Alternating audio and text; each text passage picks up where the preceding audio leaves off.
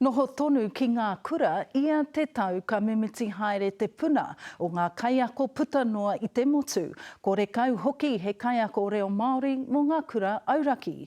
Ka whai tātou i tētahi kaiako e whakawhiti ana mai te kura kaupapa Māori ki te kura auraki. Me tētahi tumuaki e aro ana ki ngā wero o te kimi kaiako reo Māori. Nei te pirongo a Shakayla Andrews Alapaki no Tahu FM.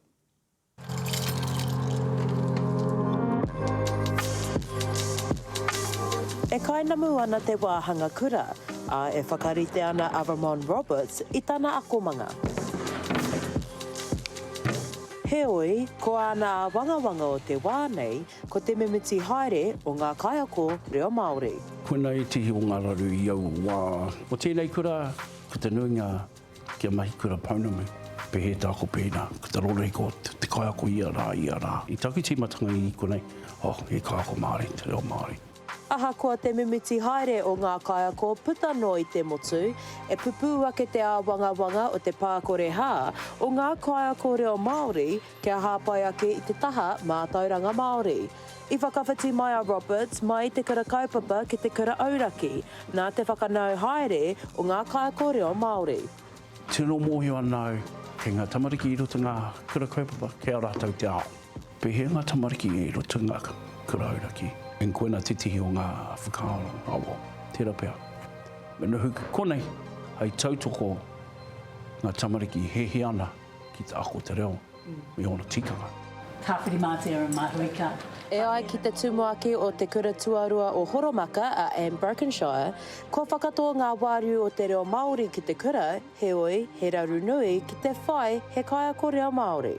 It's been really, really difficult to get really good teachers of Te Reo Māori. I've got two teachers, one's Māori, one's Pākehā. The Pākehā has a really great level of Te Reo Māori, but again, that brings some issues with it for some of our rangatahi and their whānau, actually, as to who's teaching and who's not. Ko te mahi mai nei kura i nei, ko te whakapiki ake i ngā nama o ngā kaiako reo Māori kia whakawhiwhi mahi, i raro i te mana o te LAT, ara ko te Limited Authority to Teach. He āheinga tēnei mā ngā kaiako puke ngā rau, ki te whakaako ki ngā kura, me te kore whiwhi tohu kaiako. I've got about 5 weeks when I'm looking for someone. The number of applicants that we're getting, and if I'm thinking about New Zealand registered teachers, it's really small. Couldn't find any registered teachers who could teach Te Reo Māori. So I've managed to employ someone who has taught, but she's young, and she'll be on a limited authority to teach so that we can cover those classes. E ai kia Roberts, ka noho tawhitapi ngā kaiako kia piri ki tētahi kura hou, heoi, he rongoa kia tau haere te whakawhitinga. Ko taku aki ki aku hoa, o ko rātau anō, ka tei anō ka mutu te whare wānanga, me mōhio te wāku uru ana, i roto titi o ngā kura auraki, e mōhio pū ana, me nā kei te tautoko tō kura i a koe. Kei roto tēnei, he whānau kotahi, mā te katoa, e a whenenga e a tamariki, pua waitonu.